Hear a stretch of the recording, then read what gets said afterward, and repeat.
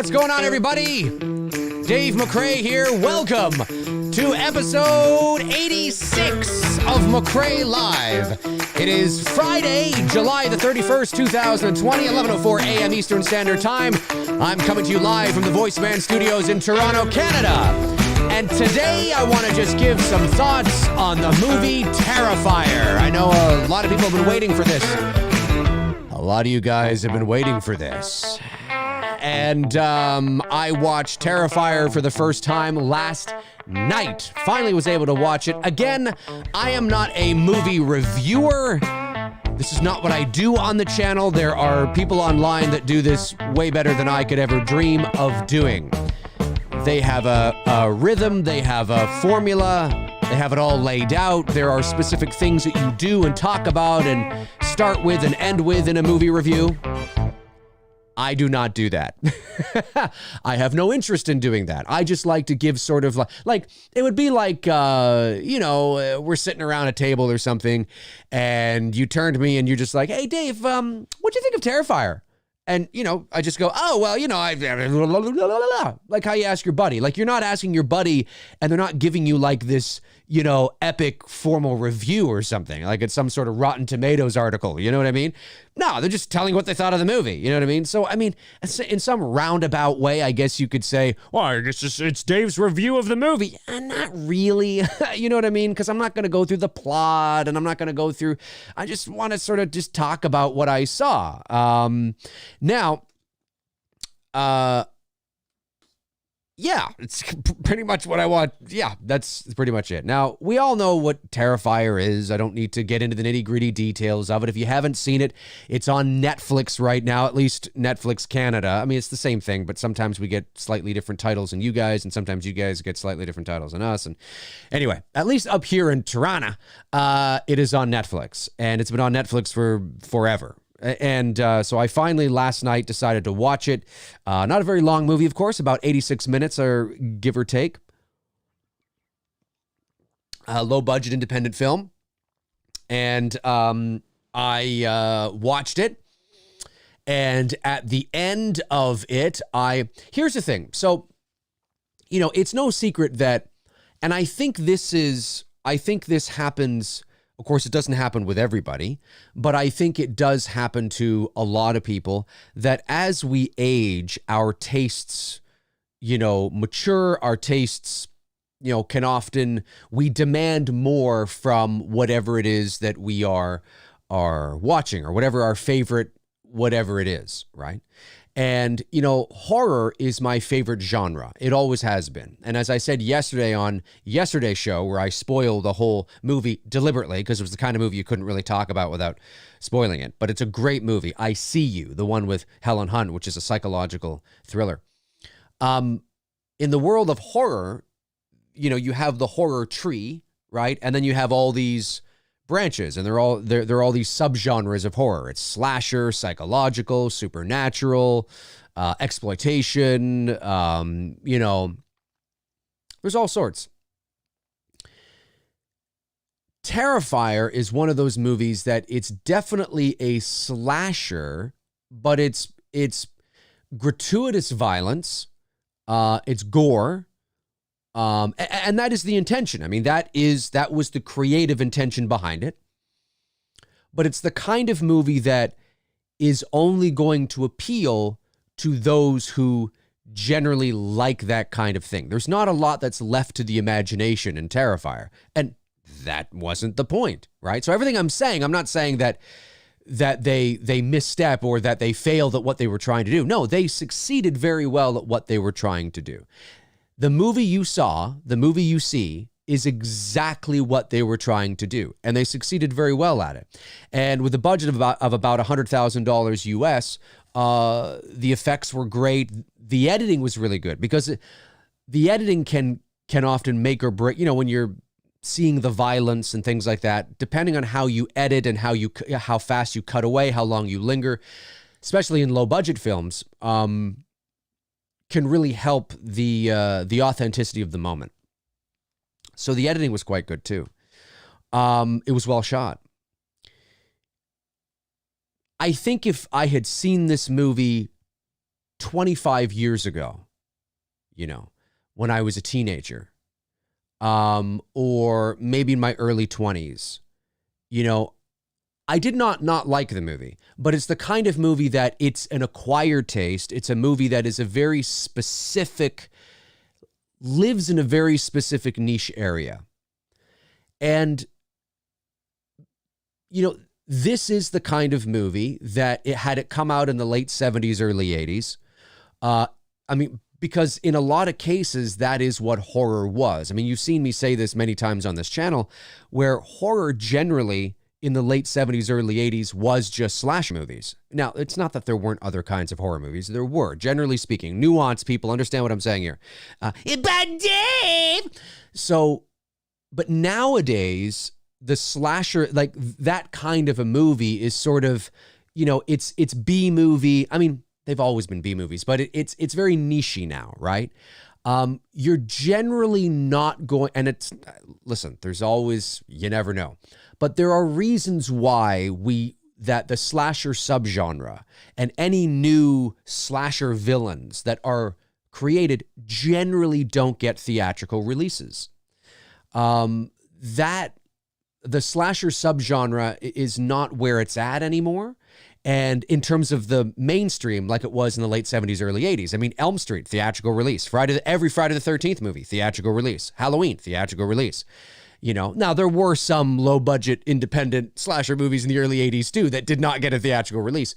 But certainly most slasher movies are not really getting theatrical releases anymore unless they are proven properties and IPs like Halloween, Friday the 13th, Child's Play, Candyman, Freddy.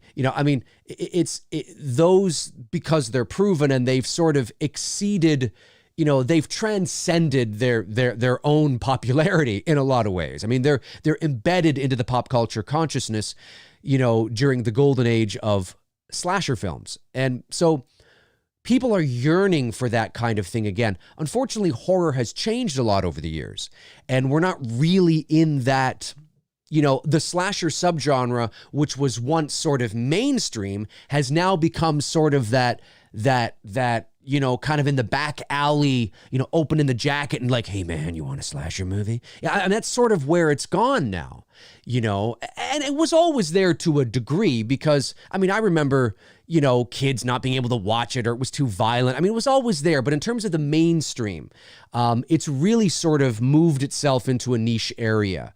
Hatchet's another example. Hatchet didn't get theatrical, releases, you know what I mean? But yet here's a new villain that comes along, right? That's sort of where slasher is now, new slasher. If it does get a theatrical release, it usually is something that there'd have to be a different angle to it. Like the gratuitous, just sort of, exploitation kind of bloodbaths like Terrifier is. They're not usually going to get a theatrical release. And Terrifier wasn't really set up to do that anyway because it was just too low budget. But anyway, so the point I'm making is that I find watching these movies really interesting now, being 41 years old, and having grown and matured as a moviegoer, as a film fan, as a horror fan, and I watch this and I'm like, I have fun with it, but I have to watch it from a very specific perspective because, it is what it is. It's gory, it's bloody. Art the Clown is an interesting character. I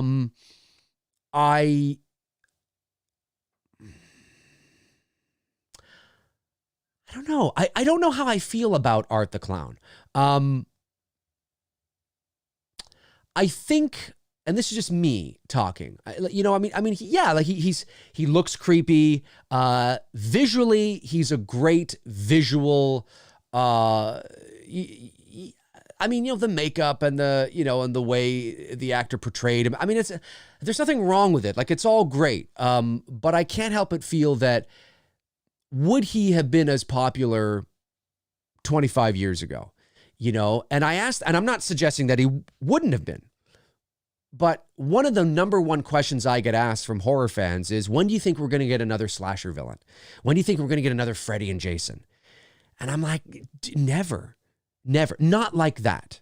Not like that, because the slasher subgenre is not there anymore. That's not what horror is anymore. Horror has evolved, it's changed, it's matured. Audiences demand more from their horror movies now.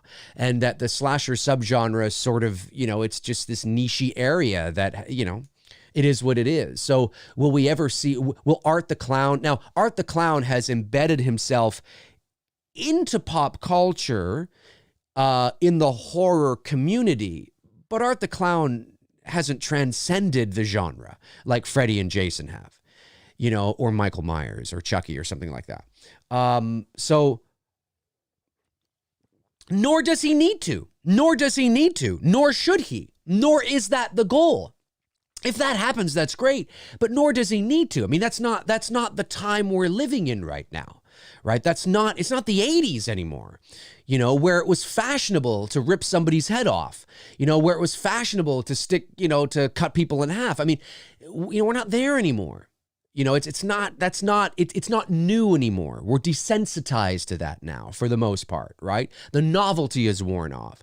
So it becomes very niche-y and sort of in its own kind of space. It's settled in. It's like the horror subgenre of the slasher subgenre has plateaued, and then it's sort of settled in. And it's like taking, this is a really bad example, but it's like going like this. Okay, I have a bottle of water here, right? And the 80s was like this, right? The 80s was like this, and you're doing this, and you can see all the water in there moving around. It's crazy, it's wild, and then it slows down, and then it just stops, and then it settles, and it settles, and it's settling, and it's settling, it's settling. And then this is sort of where we are now. It's like eventually, it's crazy, it's wild, and that settles, and it is where it is now. And it's not likely to, up again on the levels in terms of the mainstream pop culture that we saw 35 years ago, because we're just not there anymore. It's not new like it was 35 years ago. We've seen this. I mean, even though Terrifier I did enjoy it for what it is, for the niche that it is now. It's a very specific, it's very specific, right? So, yeah, like it's gruesome, it's gory, and I gotta say, and props to the filmmakers, and I sincerely mean this. I mean, it's very well put together. $100,000. I don't know what the production schedule was, but very well put together. And if it, I mean, like I said, their goal was to go out and make a gruesome, bloody, gore. And they did a really good job at it. And the effects were fantastic. The effects looked really good, and the acting was good. It was pretty good. I think the strongest character was that of Tara. I think she was the strongest. Then follow her friend there, the blonde, was fine. I think her sister, Victoria, was probably the weakest. And when I say weakest, I'm not saying she's weak. I'm saying out of the three, I think she was probably the weaker, but she was fine. And I mean, this is a shock film. I mean, that's what it is. Its intention is to shock you and to show you something that is wildly, like every twist and turn is just more gruesome than the next, and slicing a person in half, and all this kind of stuff. And it's like, yeah, I mean, that's the point of this movie. And if that's but we have to understand that is a very specific style and taste, which there is room for in the horror genre. But I think as I've grown older, it's just not my taste anymore. Maybe if I was 17, whoa, yeah, you know what I mean? Because you're 17, right?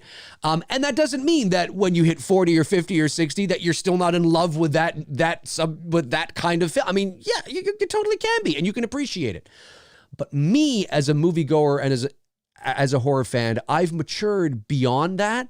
And I think I've sort of, I really like getting in here. I really like when movies get in here. Because at the end of the day, And it's not that there isn't a place for movies like Terrifier. There are. But at the end of the day, nothing, and this is psychologically proven. I mean, this is not it's my opinion, but we can quantify this. There are studies that have done this, that nothing terrifies you more, no pun intended, than getting into the psyche and the subconscious of the audience.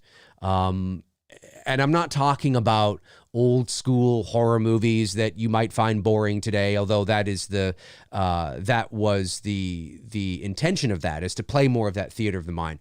But even movies, there are great movies today that do that and do that very well. And I find that those kinds of movies, as I've matured, I like when things get into my psyche and leave me creeped out after I'm done watching the movie. I watched Terrifier, turned it off, went to bed, slept like a baby. It doesn't affect me. You know what I mean? Whereas like movies like, I don't know, Seven or Shutter Island or Jacob's Ladder or, Hereditary or, films that really get into the psyche of your audience, they stay with you. And those are the kind of movies that as I mature as an adult, I've been an adult for many years, but as I mature as a person, I find that I demand more from my horror films. But that doesn't mean that I can't settle in and watch a bloodfest gore. But I can't help, because I've matured past the threshold of this just being horror to me.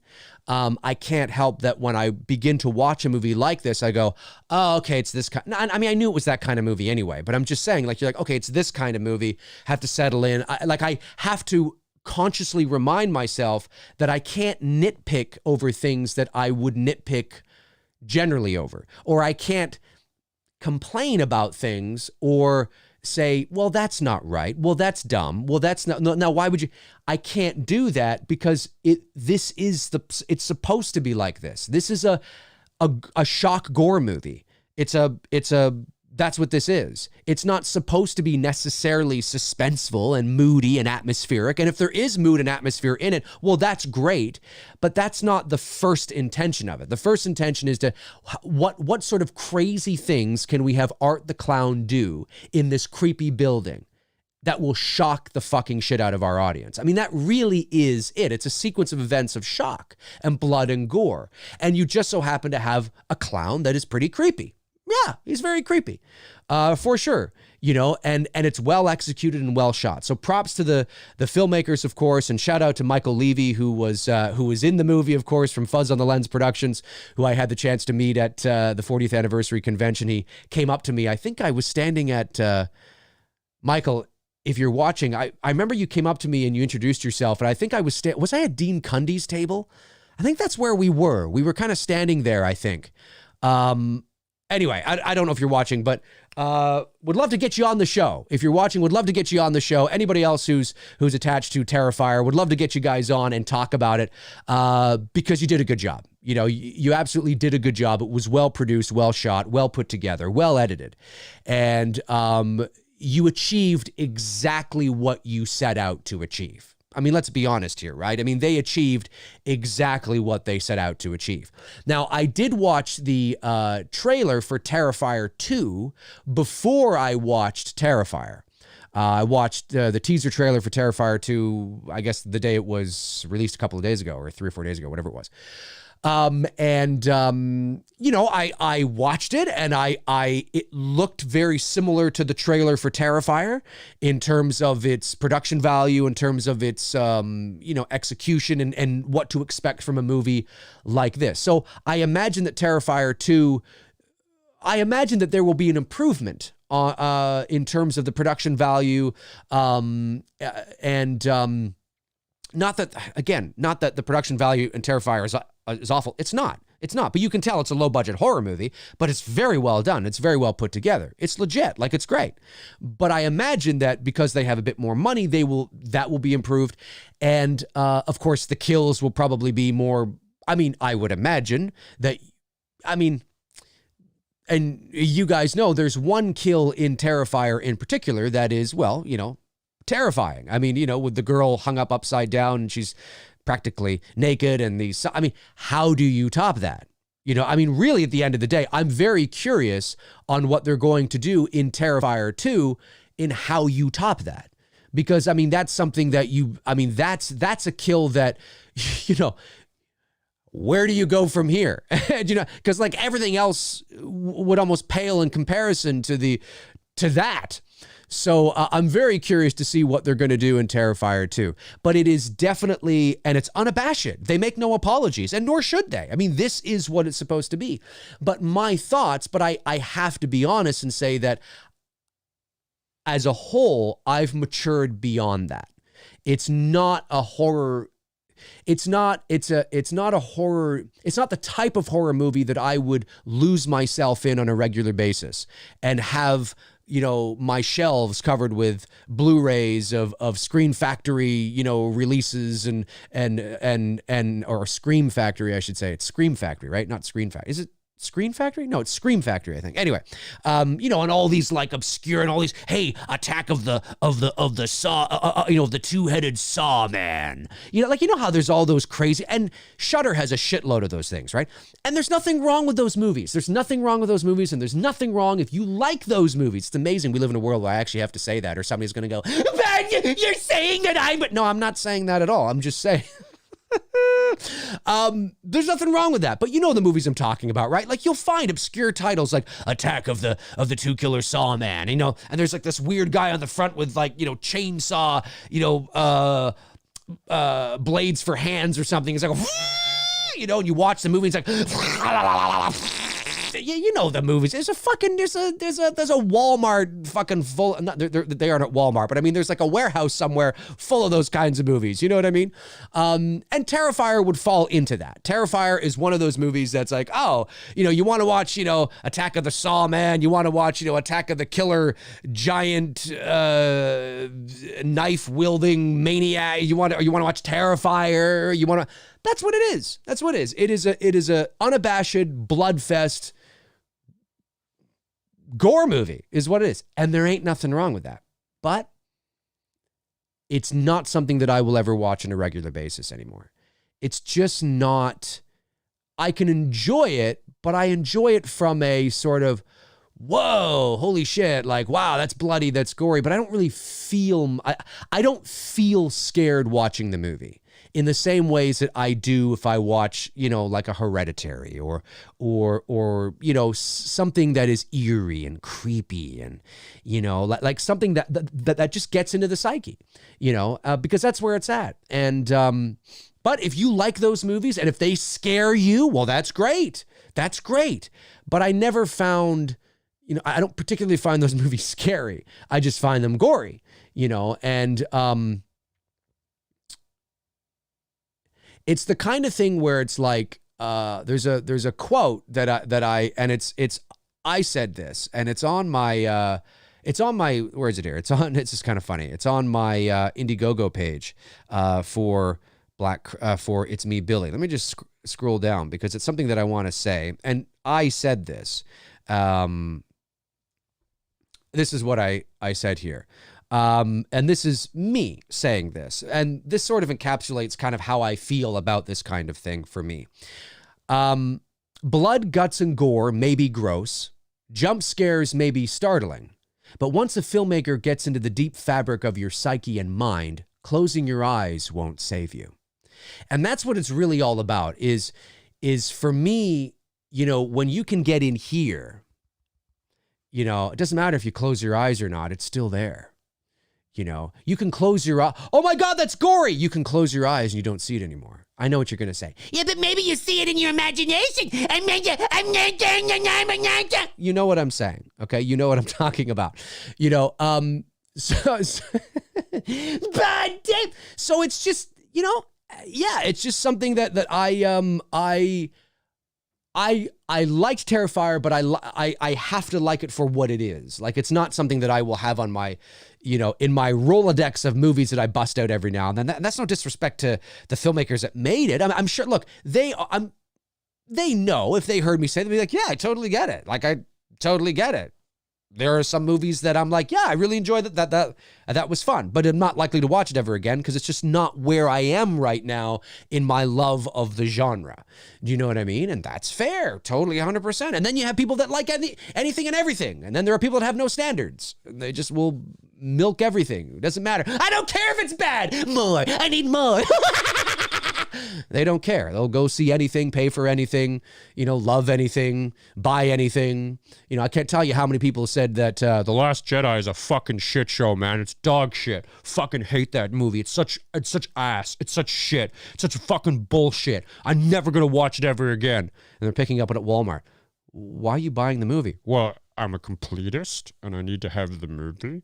It's like, yeah, you know what? I didn't like the fucking movie. I thought it was dog shit. And you know what's not sitting on my shelf right now? The Last Jedi. Anyway. So, liked the movie. Thought it was fun. The guys did a great job. Congratulations to everybody that worked on Terrifier. Really, really looking forward to seeing Terrifier 2 and how you top yourself. What do you guys think of Terrifier? What did you think of Terrifier? Comment below and let me know. What were some of your favorite scenes? What did you like about it? What did you not like about it? Are you yourself? And even in the chat room, you guys can let me know this as well. And comment below and let me know this. Even you yourself, are you somebody that has matured as a moviegoer, as a horror fan, and maybe you find yourself needing to be challenged a bit more and from a psychological perspective, so you much more enjoy watching films that get in here as opposed to just tear people apart? Maybe you're somebody that's like that too. Comment below and let me know. Tell me your journey about that. Or maybe you're somebody that you just know you just love everything equally. I don't give a fuck, man. Give me Terrifier, give me fucking Shutter Island, give me, and I like everything equally. It doesn't really matter. Or maybe they terrify you, no pun intended, all the same. Maybe you get just as scared watching a Terrifier or a two-headed saw man with chainsaws, whatever, right, as you do watching a Seven. Maybe it's the exact same emotional response that you get. I'd be very curious to know how certain movies and certain things affect certain people. And again, I'm not here saying that the movie's bad. It's not a bad movie. It's very well put together, but it's a very specific kind of movie. It's a specific, on the tree of horror, it's on a very specific branch, right? So, when you walk out on that branch, well, this is what you're going to get because this is the branch. This is what it's supposed to be. And in that, they succeeded. So how can it's not the kind of movie that I would watch on a regular basis, but for what it is, I think they did a really good job, and it was pretty gory and pretty intense. And I can also see how some people may not like it because of that, or maybe turned off by some of the gratuitous violence and gore, especially. Not necessarily violence, but gore, especially. There's a lot of gore, and they leave very little to the imagination, and it's put together very well. Now, one last thing before I go over to your questions is I will say this. My understanding, and again, I'm not a Terrifier expert, okay? So my understanding is, and I've only seen the first movie. I haven't seen the whatever one he was in prior to that. And I've only seen this movie. My understanding is that watching this movie, I was like, well, Art the Clown is clearly human. He's not supernatural. He's human. He's a psychotic. It'd be like John Wayne Gacy tearing these ladies apart, right? For those of you that don't know, John Wayne Gacy was a guy who dressed up like a clown and killed little boys. Little boys and men. I think he was that was Dahmer. That was Dahmer that did that. Anyway, crazy stuff. Look him up. But he was a guy. And I got the sense that Art the Clown was sort of the same way, that there's nothing really supernatural about him. He's a clown. He's a guy dressed up as a clown who, but correct me if I'm wrong, because at the end of Terrifier, it looks like, spoiler alert, by the way, it looks like, Art the Clown shoots himself in the mouth. He's dead. And then, of course, at the end of the movie, the coroner opens the bag and he's not dead. But you can still kind of see what looks like his brain kind of coming out of the back of his head, but he's not dead. Somebody help me out. Grant McGowan says, What Lies Beneath? Another great psychological thriller. That's a great movie. 2000, made about $150 million at the box office. It was great. Harrison Ford, Michelle Pfeiffer. She looked good in that movie too. She still looks good. It's because of her bone structure. Anyway, so I think, is he supernatural? Let's see. Jason Wiley says, Art was in the Ninth Circle and All Hallows Eve. Okay, yeah. But is there something in those films that establishes his backstory and his origin as he is literally supernatural? Now, don't take a guess.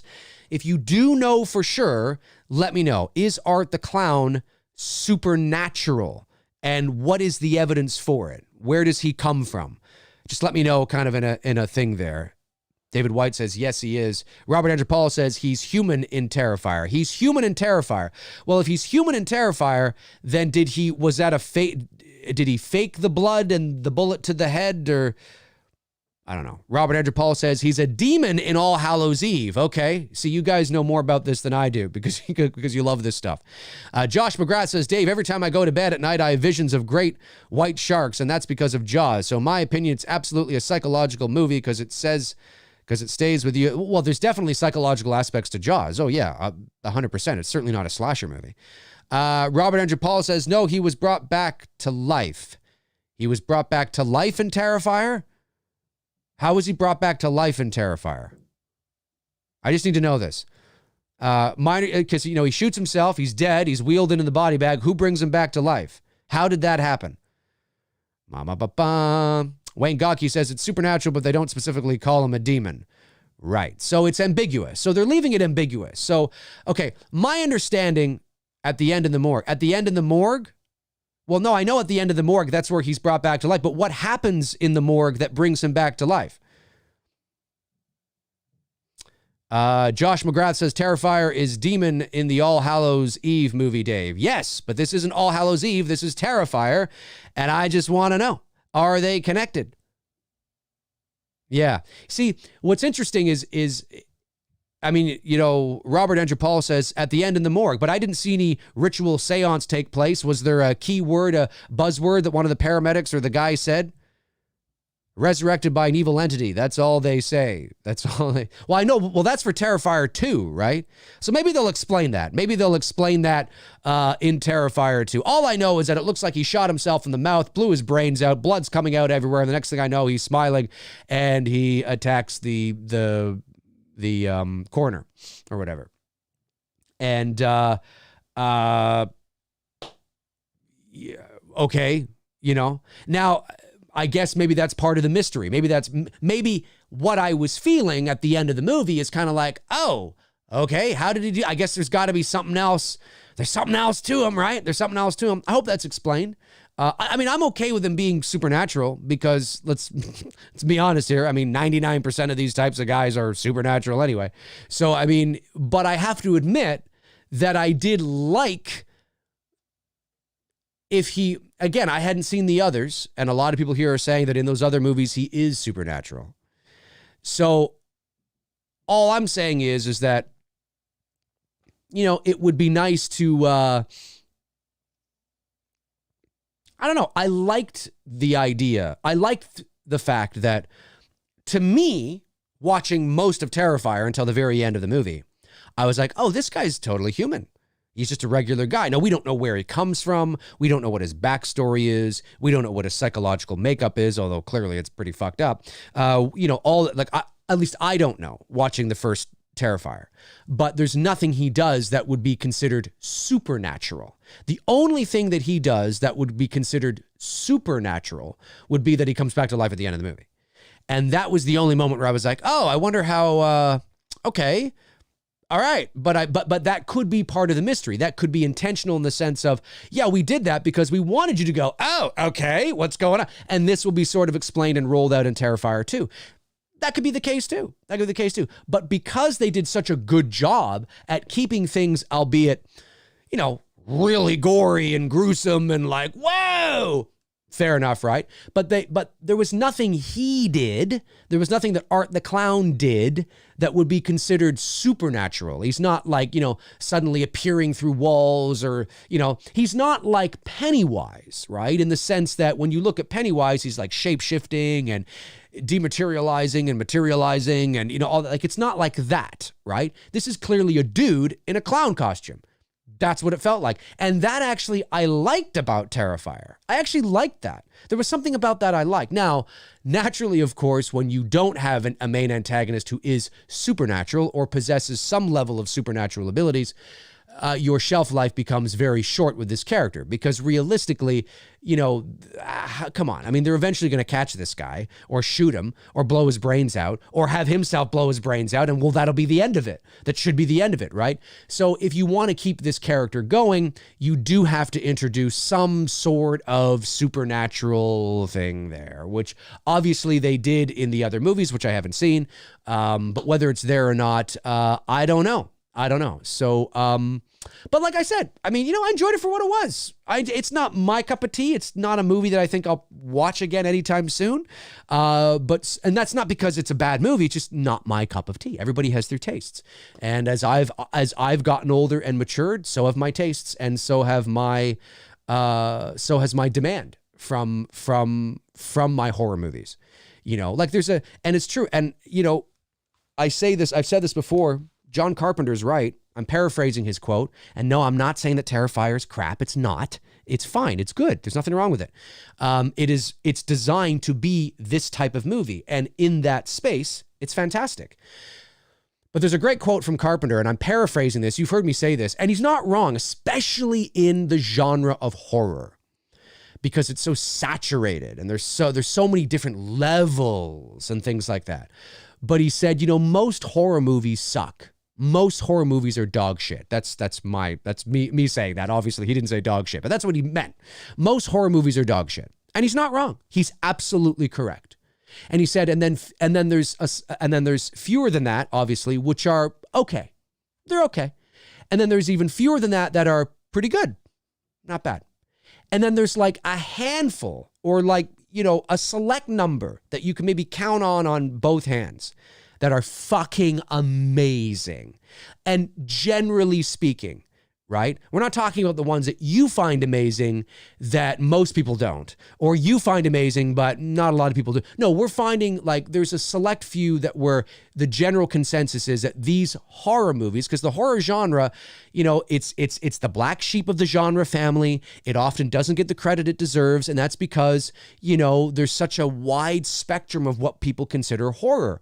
You can have Terrifier as horror and you can have Shutter Island as horror. I mean, think of that. It's such a spectrum there. You don't usually get that with adventure or action or comedy or drama, right? Horror, there's such a spectrum of what could, of what that could mean. So he's not wrong. And there's really only a select few that you can sort of put on a Mount Rushmore or think about that most people go, yeah, that's a great movie. Like and it's horror, right? Most horror movies are because they're cheap to make, they're cheap to produce, they make lots of money because everybody likes being scared. They're easy to write, especially when they become cliche and they use cliche archetypes, cliche tropes, cliche, scenes, cliche characters, cliche antagonists. I could write a fucking horror movie this afternoon. You could write a fucking horror movie this afternoon. You know what I mean? Especially in the slasher subgenre, but it takes a little more effort and thought when you want to build something, that has longer staying power, that can affect your audience on different psychological levels. So, he's right. He's right. Yeah. Anyways, comment below and let me know your thoughts. I'd love to know your thoughts on Terrifier. Are you excited for Terrifier 2? And like I said, how have you matured as an audience? What sort of things do you like or do you want from your horror movies now that maybe you didn't care about 20 years ago? Or maybe you're only 19 years old and maybe you're still like, no, man, I guarantee you that your taste will probably change a bit when you get to my age in another 20 years. Anyway, yeah, let's go over to the chat room and see what you guys are saying about Terrifier and about horror. I'd be very curious to know what you guys are talking about. Let's get to some of these super chats here. Weekend Man 85 sends in a $4.99 super chat. Thank you, buddy. Says, I think it is simply a societal shift. Mystery, scares, and we have since discovered more horrible things real people have done since the 70s and 80s. There's truth to what you're saying, but it's also that horror has matured because it's really, like in a lot of what you're saying, horror was still finding itself, and discovering itself. And back in the 70s and the early 80s of what horror could be. And, the Motion Picture Association of America, was allowing these types of things to be shown in movies. It all began really with The Exorcist in 1973. And, you're right in the societal shift in what is accepted, and it's Insidious, no pun intended, which is a great horror movie, the first one. But these types of things are insidious, and that's a great word to use for this kind of thing in horror because obviously it's great. It's over time from the late 60s, early 70s, and it really began with Psycho. As I've often said, I mean, you can laugh about this now, but you have to keep in mind that Psycho was the first North American movie that ever showed a toilet flush. I mean, that is where we were in society in terms of movie going, right? Think about that. Oh my God. So if that's where if that's where society was in terms of movie going, now look at what they presented with Janet Leigh's death. And oh my God, right? You can imagine then how horrifying that must have been. And of course, you got Rosemary's Baby, which is a great psychological horror film. And then we move into the 70s, and that's where more of the gratuitous violence really came in with Texas Chainsaw and The Hills Have Eyes and The Last House on the Left. And there's other films as well, not even Wes Craven films, but lot of gratuitous torture kind of low budget horror movies in the 70s that were very experimental. And that was happening as well. And it was, it was finding itself. It was evolving. And what can we get past the censors? What will the censors allow? And it was new, and there was a demand there, and it was like, oh my God. And was now that novelty is worn off. We've seen this 1,000 times. Horror has matured, as I have. I mean, I grew up as a young boy through the 1980s, through the golden age of slasher movies and when that was really popular and all that. And I've watched it evolve and the slasher genre die, and then have a little bit of a rebirth and then die again. And then, more things take over as we mature. So everything you're saying there is correct. There is a society in terms of, but there's more to it than just what the audience demands. There's a whole sort of gamut of things that contribute to what you're saying. And that is a big part of it. Hard into the paint, $5 super chat. Good morning, Dave, for the channel, sir. Thank you so much, buddy. Hard into the paint follows up with no mood and atmosphere in Terrifier, Dave. Oh no, there's mood. Oh yeah, there's mood. There's mood and atmosphere. But it's not the kind of mood and atmosphere that I talk about. I don't know what they did on the picture, but the picture's been, Terrifier has been color graded to death. I don't know what they did. I don't know what they shot on. I don't know if they shot on I would imagine they shot on probably one of the Super 35s, like maybe a Canon C100, a Canon C200 maybe. I don't know if the 300 was available at that time. Maybe the Panasonic Ava 1. I imagine it was one of those cameras maybe they shot on, or it could have been one of the Sonys too. I'm not sure. Definitely not. I mean, this is not shot on the Red or the Airy. And if it is, then I don't know what they've done to the picture, but I don't think it was shot on that. That would have cost way too much. But the color grade is I like the color grade, but it's been treated. It's been heavily treated. The raw footage would not have looked anything like that. It's definitely been heavily treated, which is part of its visual aesthetic and part of its appeal. So, and because of what they did with the color correction, it does. It adds a bit of a moodiness to it, right? And of course, the set is great, and the abandoned building and the basement, and but it's not the kind of mood and atmosphere that stays with me. It's not the kind of mood and atmosphere that stays with me. Like the mood in The Others stayed with me, or the mood in Hereditary stayed with me, or the mood in, the original Halloween or the original Black Christmas, or it's a different kind of mood and tone and atmosphere that I refer to, that I like. But there's definitely mood and atmosphere, because again, there's different degrees of what that could mean as well, right? So for sure. But it's not, like I said, I was in bed watching it. I have a 65-inch TV, a 60-inch TV. Is it 60 or 65 inch? I think it's 60-inch TV in my bedroom. And I was watching in bed with my cat. My cat's beside me. We're watching Terrifier. And when it was done, I was like, cool. All right. I guess I'll talk about that tomorrow. Click. Slept like a baby. But some people watching that would be like, whoa! Oh, Art the Clown closing my eyes. Oh, everybody, like these types of things affect people differently, right? Rican Man 85, $4.99 super chat says, I watch all horror movies for entertainment and none of them stay with me after. They were simply an experience while watching them. Well, there you go. Hard Into the Paint says, how's the Indiegogo campaign going for It's Me, Billy? It's going. The Indiegogo campaign for It's Me, Billy is live, folks. That's right. The link is in the description. It's Me, Billy. We are currently sitting at, what do we got here? We are currently sitting at, probably hasn't moved since the last time I checked. It hasn't. We are sitting at 404 backers. We are sitting at $37,447 Canadian. That is 62% of our production budget, with about 30. That number will change to this afternoon. It says 34 days left. Really, that's going to be 33 days left soon. So again, anything you can contribute to the campaign would be greatly appreciated. The link to the campaign is in the description. You can make donations as well. If you don't want to buy a perk, or you've already bought a perk, you can make a donation as well, as little as like $1 or $2. Every little bit helps, folks. Every little bit helps. Let's see if we can get that thing closer to $40,000. And I will be adding the super chats that we raised last weekend to that total when it comes in. It just hasn't come in yet, and it won't be in for till probably about another 3 weeks. So when it comes in, I will add that to the total, and you will see that number jump by about $2,000 or so.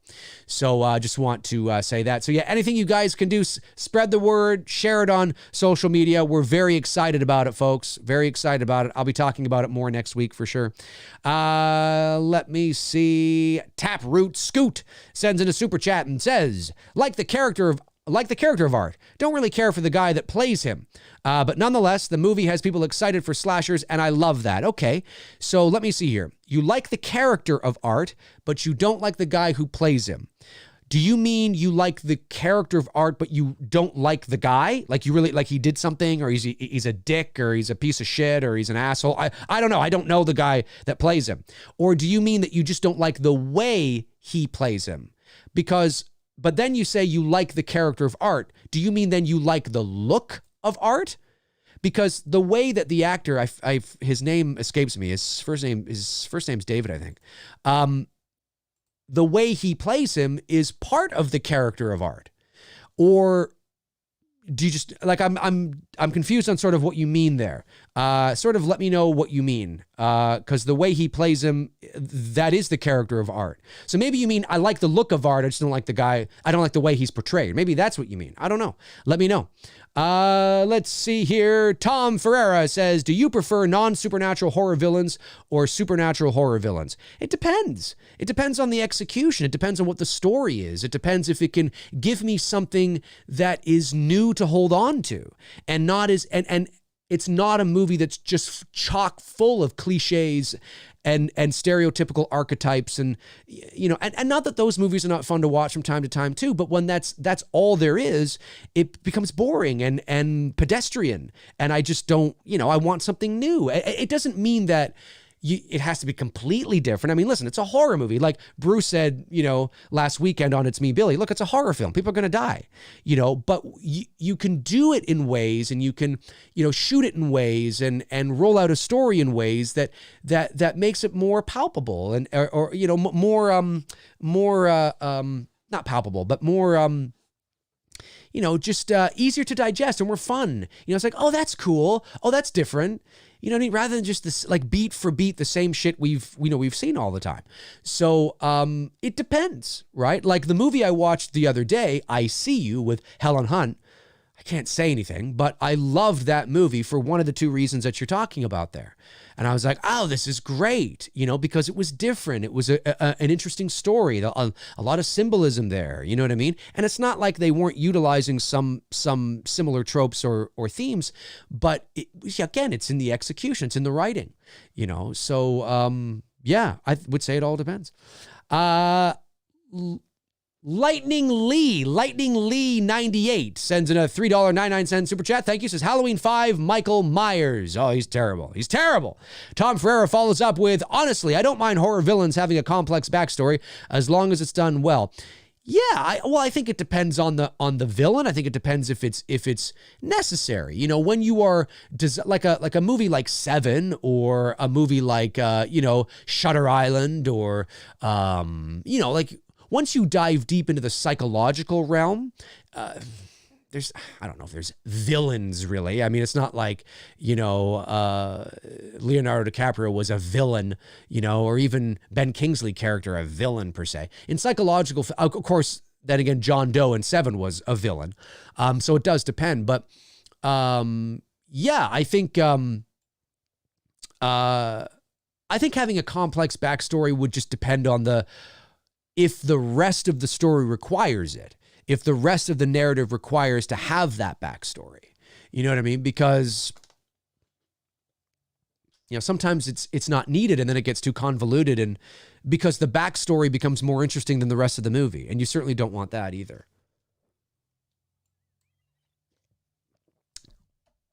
Lightning Lee sends in another super chat and says, the scene with the police and clown at the end of Terrifier wasn't going out like Myers in his jail cell in H5, playing with his chains. No, that's true. That is true. And one of the cops, the cop who was, okay, if you're watching the movie, the cop on the right, not the cop on the left, not the cop that kneels down, but the cop that stands up. That's Jason Levy. That's Michael Levy's brother. Michael Levy played the second exterminator, the one that gets his head sawed off, the one that shows up sort of 3/4 of the way through the movie and is like, where are you? Fuck, come on. Yeah, that's Michael Levy. Him and his brother run a production company called Fuzz on the Lens Productions. And Michael, the guy who played the second exterminator, came up to me and introduced himself at the 40th anniversary Halloween convention. He said that, he's a big fan of my channel, and we shot the shit for 10 minutes or so, and then he had to take off, and because I had to take off, and it was a lot of fun. So he's a really, really nice guy, talented bunch of folks over there at Fuzz and the Lens Productions.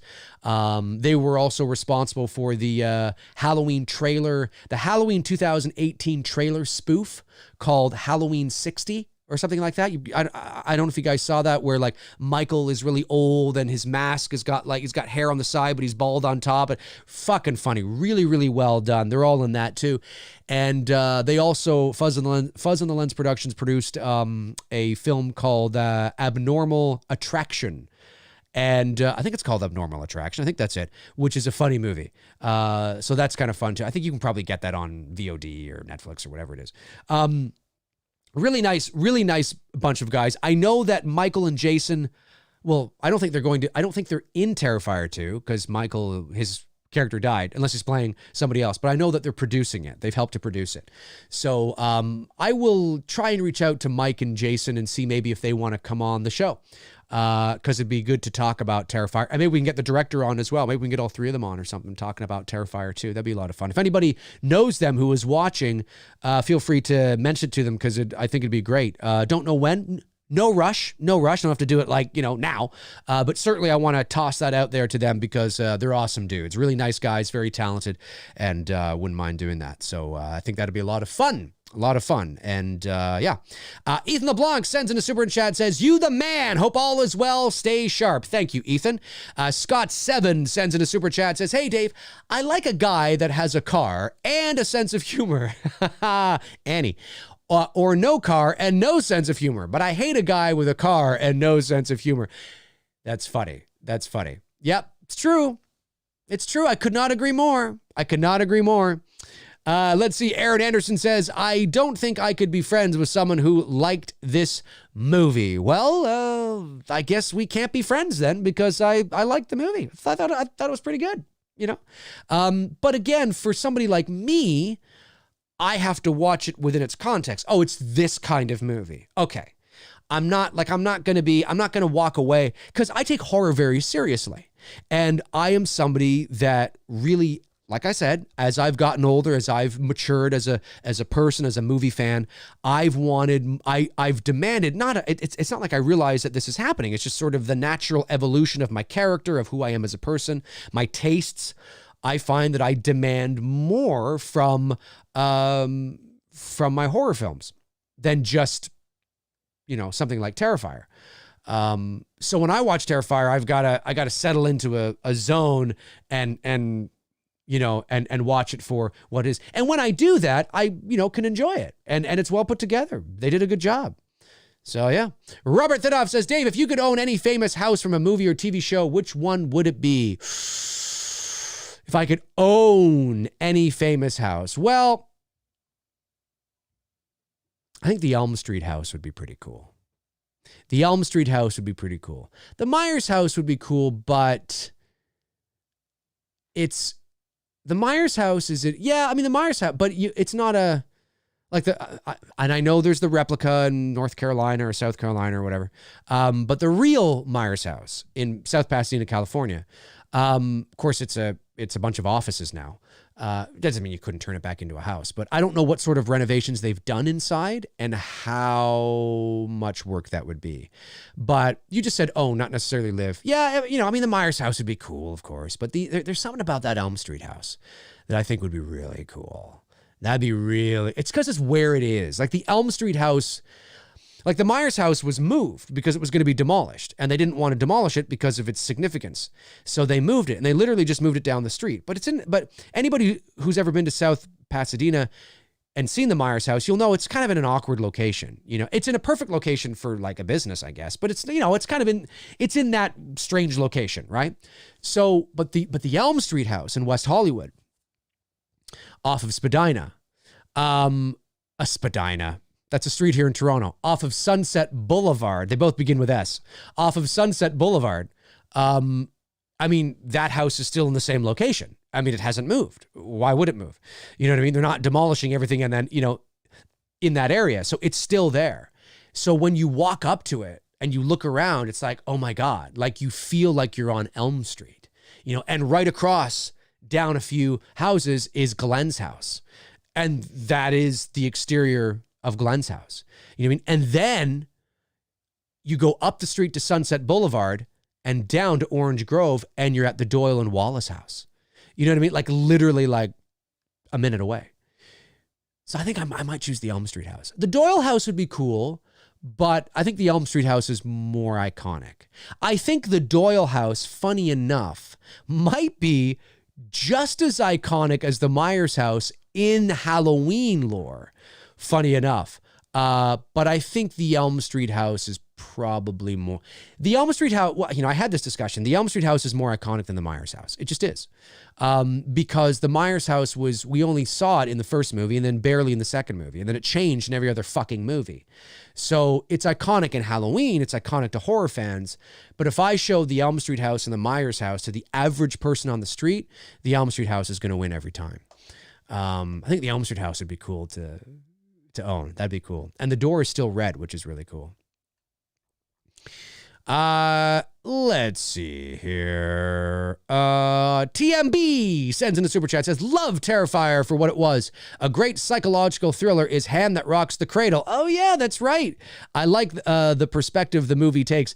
Yeah, that's from early 90s, 91, I think. Ernie Hudson is in that, playing that simple kind of helper.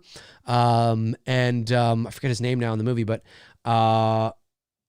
yeah, whenever I watch early 90s psychological thrillers like that, like Shattered or Sleeping with the Enemy with Julia Roberts, that's another really good one. they always have this, and this isn't, I'm not critiquing, I just know, it's just something I've noticed going back and watching it. They kind of have like this TV movie vibe. Like whenever I watch The Hand That Rocks the Cradle or Shattered or Sleeping with the Enemy, whatever, any thriller, psychological kind of thing from that time period feels like I'm watching a TV movie, you know, or like a extended episode of some TV show or something from that time period. I don't know what it is. I guess maybe it's because, I don't know, you're just coming off the 80s and you're moving into the 90s. It's just something I've noticed. And then it changed in the mid 90s. It's kind of strange. But yeah, The Hand That Rocks the Cradle was pretty good. I think I have that movie actually. Peyton. I think Peyton is the character name of the main blonde. Is Peyton, I think. Yeah, that was good. That was good, man. Oh yeah, Alexander Dirksen says High Tension, and Martyrs, Martyrs, Martyrs. Hang on, is that, why am I blanking on this? Am I having a brain fart? Let's see here. Oh, yes. Yeah, Martyrs. Yeah, Martyr. Okay, sorry. For some reason, when I'm looking at it here, I was like, and then, of course, when I look at it here, I'm like, oh, yeah. Okay, I can see it now. Yeah, this movie. I haven't seen this movie, but Martyrs, yeah, 2008. That's a movie I haven't seen. Session 9 is another great psychological horror film. Martyrs. That's right. Sorry, I think it's the way the Y connects to the T. For some reason, I wanted to say martyrs, and I'm like, why am I? But then when I Googled it and I see it on IMDb, I'm like, oh no, yeah, Martyrs. Okay, yeah. Okay, haven't seen that one, but High Tension is great. Of course, that's also known as Switchblade Romance. That's the other title for that movie. If you guys haven't seen High Tension, that is another great psychological thriller. That's got some, it's got a few little kind of things in there. But that's where I've sort of graduated to in my life, is sort of, and then and then beyond. I'm not really into the kind of movies Terrifier is, but it has its place. It's done very well, and a lot of people love it.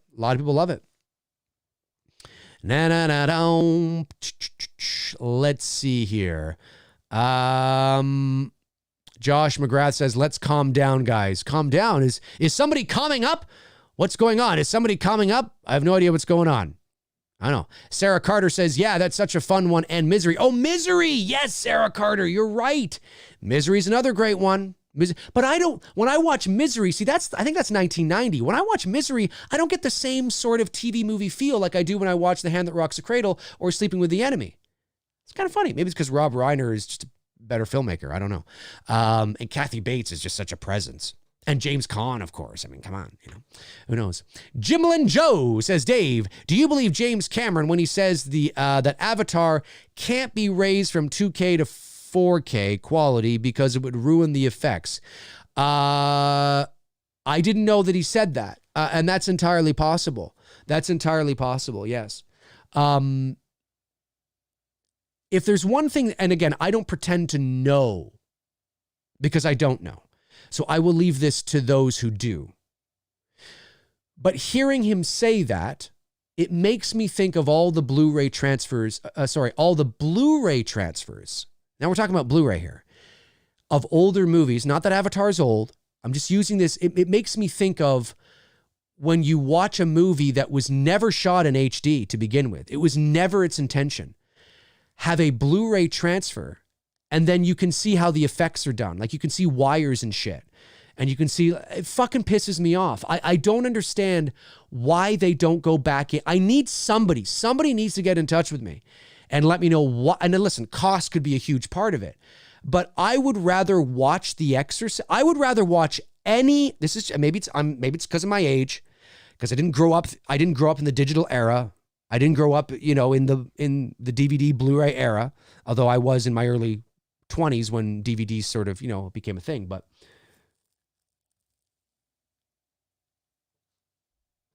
I would rather watch The Exorcist, Halloween, Poltergeist, any old school horror movie on fucking VHS over watching it on Blu-ray or 4K if it means that the effects are going to be visible. It pisses me off. Same thing happened with A Nightmare on Elm Street 3.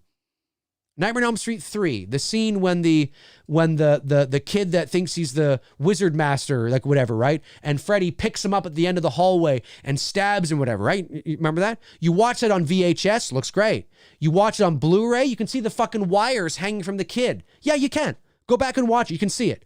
I'm like, why don't they go back in and mask those out? I don't understand this. Will it cost? Yeah, I know there's a cost involved. It's a rhetorical question at the end of the day. But we're talking about artistic integrity. We're talking about the movie.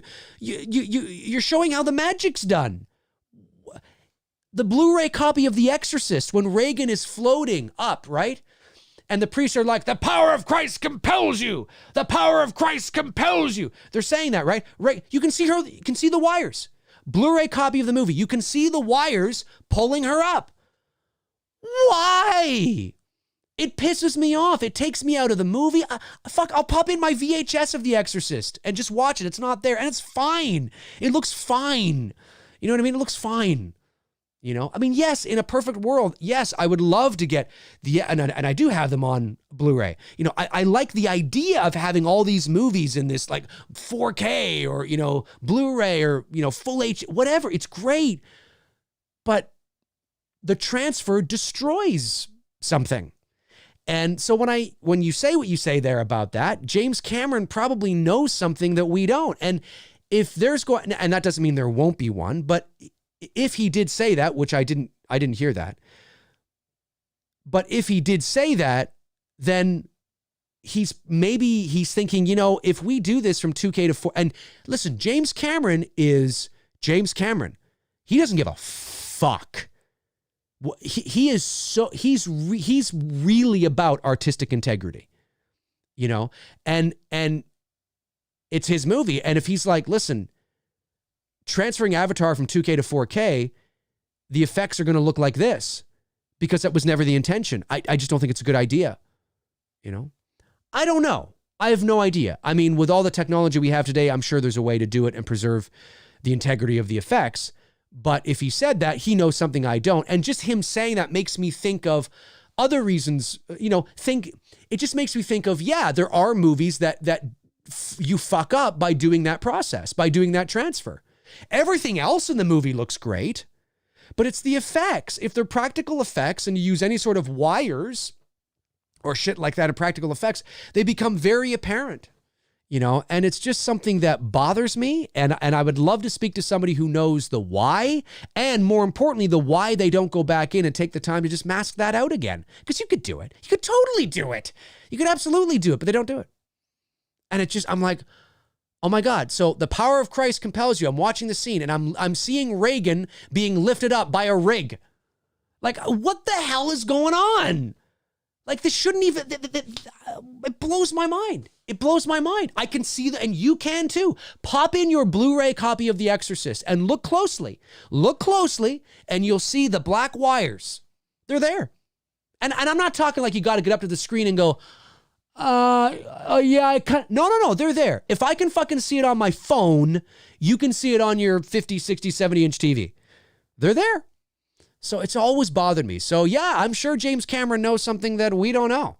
And certainly about that. Yeah, for sure. So it just upsets me because I love the way the picture quality is, you know, like Jaws. I mean, I don't have the 4K of Jaws yet, but the Blu-ray of Jaws looked fucking fantastic. Fantastic. You know, like, look, I was watching a modern movie. It looked so great. So I can only imagine what the 4K looks like. Anyway, that's how I feel on that anyway. Any more super chats? Let me check. No, TMB was the last. Okay. Oh, wait, I think another one did come in, actually. Let me go back here.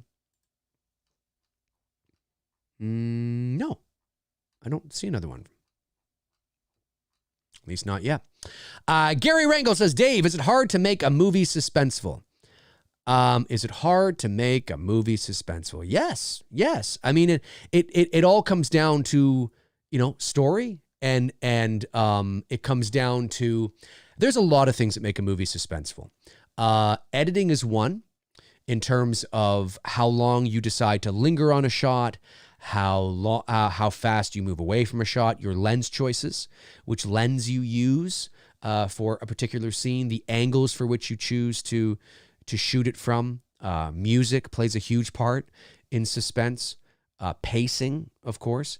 But it all starts with the writing. It starts with the writing, and laying out what you want to see from a particular scene, and how you want it to move along, and the relationships you have with your DP, how you want to light something, how you want to shoot something.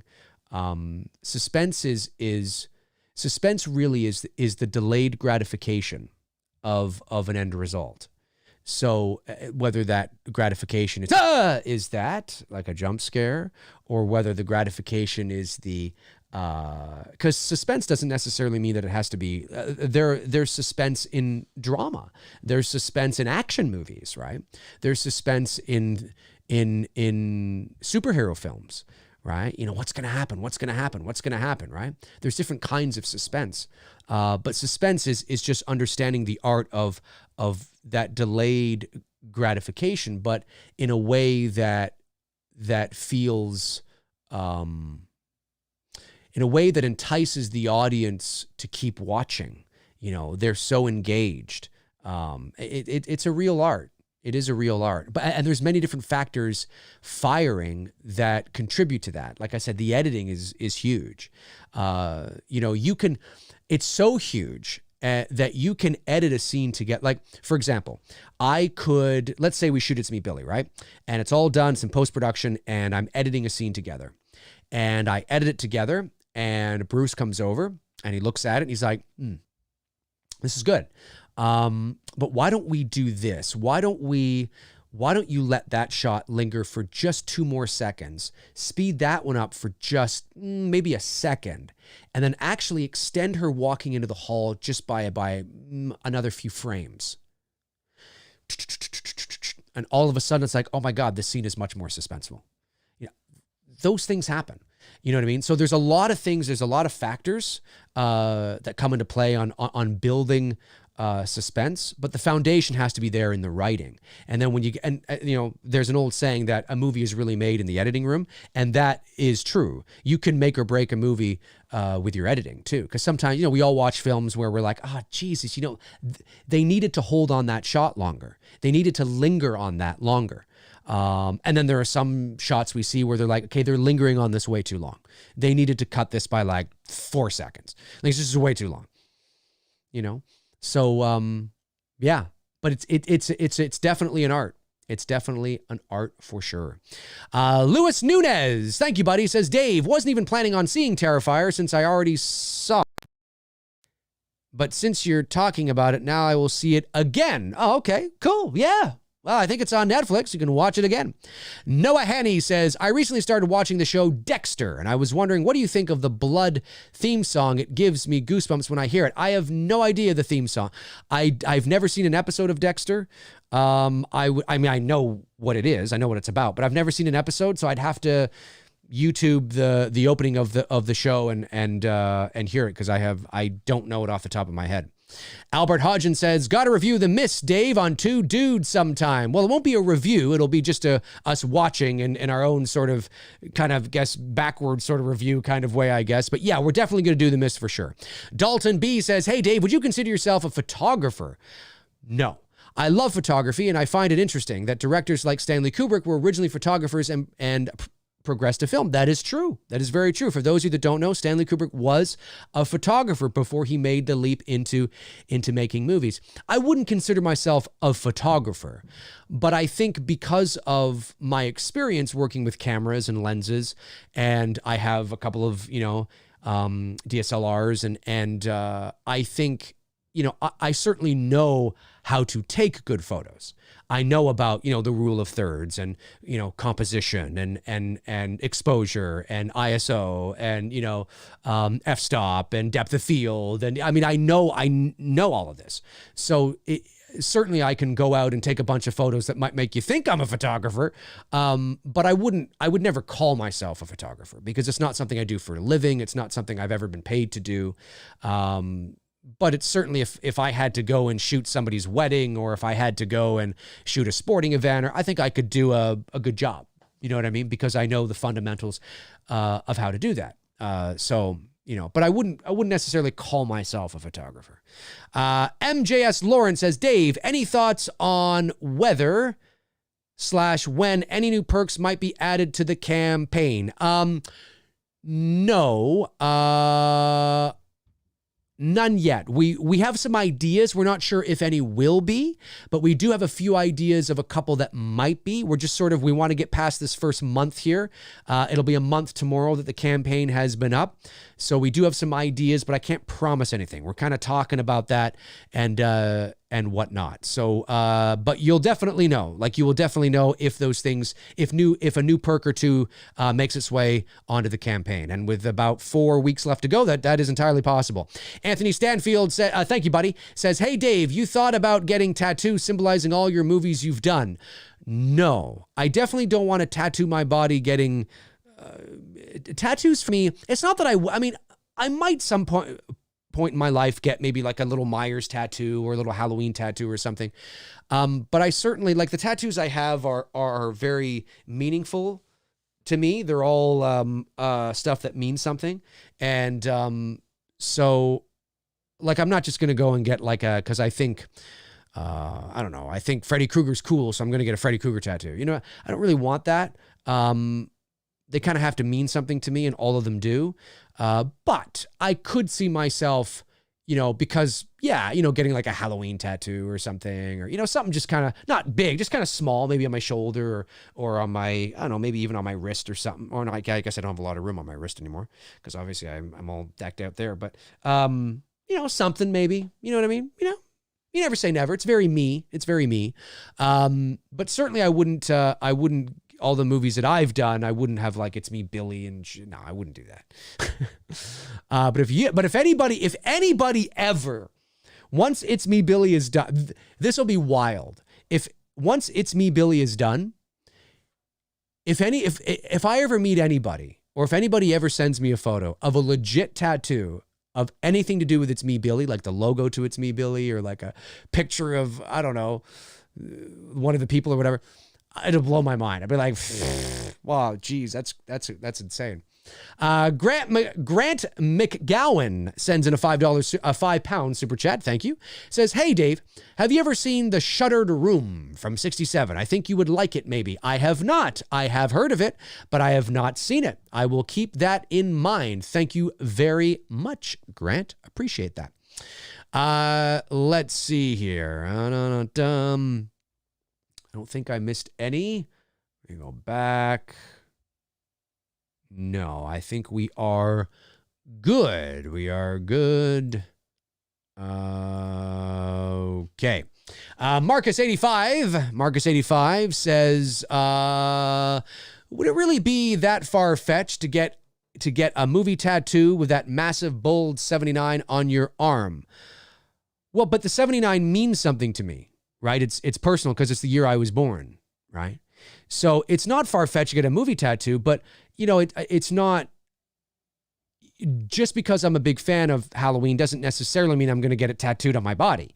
You know what I mean? Like 79 is the year it's me, it's personal to me, right? So you have 79, this hummingbird here is for my mom, because my mom passed away in 2011. She loved hummingbirds, that's what it's for. This is a stone with the word believe in it, stone with the word passion in it, a feathered pen with my dad's penmanship. That's actually my dad's penmanship there. My dad was a writer, so of course we have the raven pen with dad. My dad passed away.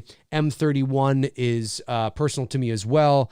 So I mean, like, there's a lot of, it's all sort of personal, but I certainly wouldn't, I wouldn't say that I wouldn't get a pop culture tattoo.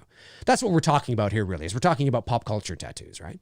So, you know, you never say never, but I would never And I admire those who do, and I think it's really cool. But I'm not the kind of person that's going to like get a sleeve of all my favorite horror villains. You know what I mean? Or like a leg, and my thigh is like, Freddy's face and this and that. That's cool, man. Like that's really awesome. And if you're the kind of person that wants to do that, fucking knock yourself out. The artwork is amazing. It's amazing. But I'm not the kind of guy to do that. So it's got to be sort of nuanced for me. Todd says, what difference can different lenses make for a movie of certain scenes? Well, I mean, it depends on the lens, right? Whether you're using a telephoto lens or a wide angle lens, you know what I mean? I mean, if you're using a telephoto lens, you can, like, for example, okay, in the original Black Christmas, right? There's a couple of scenes in the original Black Christmas when, do you remember when Mrs. Mack goes into the attic because she's trying to find her cat, and then she looks to the other end of the attic and she discovers Claire's body dead in the rocking chair? Do you remember that scene? And then from Mrs. Mack's perspective, it's a POV from her perspective for all intents and purposes. And the camera zooms right up. There's like a whoop, zooms right up on Claire dead in the rocking chair. And it's like, oh, that's kind of creepy, right? That zoom. There's also another zoom too when Jess is on the phone and the police officer's like, Jess, no, Miss Bradford, because he just told her that, the guy's in the house, and she's looking up at the stairs, right? And the camera's up there and it zooms right up on Jess. They use a telephoto lens for that. So that, at least I would assume that that's what they were using. So again, that you couldn't achieve that without a telephoto lens. You couldn't achieve that effect without it. So, and then of course, if you have a wide angle lens, I mean, depending on how wide you go, and you don't want to go too wide because then you tend to get warping on the sides, which can cause it to be more of a fisheye, and you don't want to go too wide. But, yeah, I mean, absolutely. The different lenses you use can have an effect on the scene, can have an effect on the moment that's happening, how much you show in a shot. I think all of Billy's POVs in the original Black Christmas are wide angle lenses. I think they are. Now, how wide, I don't know. Maybe down to a 20, 22 maybe. I don't know. But they're pretty wide. At least I think. So yeah, definitely. I mean, the different lens, and that's what, like, when you rent a camera package, you rent the body of the camera, but you don't get lenses with it. You have to rent the lenses separately. So, if we were to rent like the Red or the Airy or whatever, we'd get the body, but then we'd get what's also called a lens package. And they have different types of lenses in there. And how do we know which lenses we want? Well, that comes down to myself and Bruce having the discussion with our DP, Greg Bennett. And we talk with him about, the stylistic choices, the mood we want to create, the lighting, we have visual references. We talk to him. And so he has an understanding of our vision as directors. And then, of course, being a professional DP, he would instinctually just know, okay, well, to achieve this, we're going to need this and probably this lens package, with these sets of lenses, and they're not cheap, even to rent them. I mean, it's thousands of dollars, so, but the end result speaks for itself. But yeah, no, definitely different lenses can create different visual aesthetic and definitely, depending on what you do with the camera and those lenses, can create a different feel to each shot, for sure. Especially if you're using like telephoto or wide angle lenses, for sure. Josh McGrath says, Dave, do you think the Texas Chainsaw Massacre gets put in the box in the slasher genre when theoretically it's more psychological? I wouldn't call Texas Chainsaw psychological. I know it has very little gore and blood, but I think the reason why it's put in the slasher subgenre is because there's a guy with a chainsaw wanting to slash you. And the slasher subgenre has evolved. It's evolved and fallen into place. You know what I mean? I mean, really, the slasher subgenre, I should do a video on this because I've been meaning to do one for a long time. Even Halloween, you could say is not a slasher movie. If that movie was released today, it'd be like a psychological thriller. Really, the original Halloween from 1978. Black Christmas, same thing. But they're put into the slasher subgenre and the slasher category because the slasher genre is arguably defined by a killer killing teenagers. You have a killer that wants to kill teenagers. The slash or college or whatever the case is. That's usually what it's and there's usually like a heroine. There's a final girl or whatever the case is, right? But the slasher subgenre doesn't necessarily mean that it's a bloody movie, that it's a gory movie. I think you can have and I've learned this over the years, I think you can have slasher movies that don't have blood or gore. I think those movies might be more referred to as splatter movies. That's what Terrifier is. Terrifier is a slasher movie for all intents and purposes, but if you really, really want to get technical, it's a splatter movie. You know what I mean? Because when you say splatter, that is in reference to the blood and the gore splattering all over the place, the blood and the gore that you see. I think the word slash, because it's slash, shing, shing, slasher, slash, slash, slasher, slasher, slash, slash.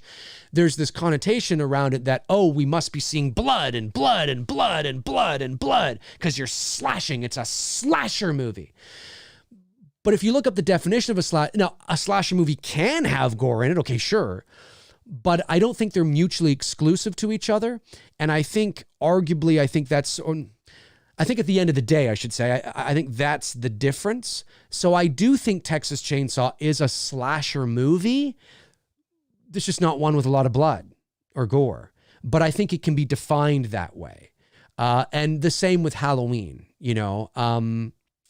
I think that's kind of, and Black Christmas, but we tend to think of slasher meaning slashing. So there's slash the blood, or slash the skin, pierce the skin, rip slashing, it just really means that there's a killer stalking teenagers, really. And there's a final girl, but I think the splatter movie like I said, that's what Terrifier is. Terrifier is a splatter movie, you know what I mean? And it's a slasher, I guess, but anyway, it'll be an interesting show. I should definitely either do a standalone video on it or a show on it because I do want to read up on it a bit more and sort of give my final thoughts on it because I think it's a fun thing to talk about because I really do think I do believe that it is a subject that we can tackle and look at it pretty objectively with some references and examples and come to a final conclusion and maybe change the way we reference certain movies because of that. I do think the potential is there. So it's definitely something that I would be very interested in doing for sure. All right, folks, listen, that is going to do it for me on episode 86 of McRae Live. You guys are amazing. Thank you to my moderators, Tabitha Shore, Darren Sands, Jason Nike, and Frank Riker. Thank you for doing what you do. You guys are awesome. Thank you to the super chats that came in today. I really do appreciate it. Don't forget the link to the It's Me, Billy Indiegogo campaign is in the description. Anything you guys can help out with will be greatly appreciated. Like I said, you can donate as well, as little as like $1 or $2, I think. I mean, anything helps. Anything helps. Let's see if we can get this thing closer to 40,000. Maybe by next week, we could be really close to it. Who knows? That would be really awesome. And then, of course, all my links to all my stuff, my Facebook, my Twitter, my Instagram, my IMDb, my official website, that's all down there in the description. Check them out until your heart's content. And when your heart is content, check them out again. And let me know your thoughts on Terrifier and everything I talked about here in regards to Terrifier in the comments below. I'd love to know. So in the meantime and in between time, I will talk to you guys soon. Cheers.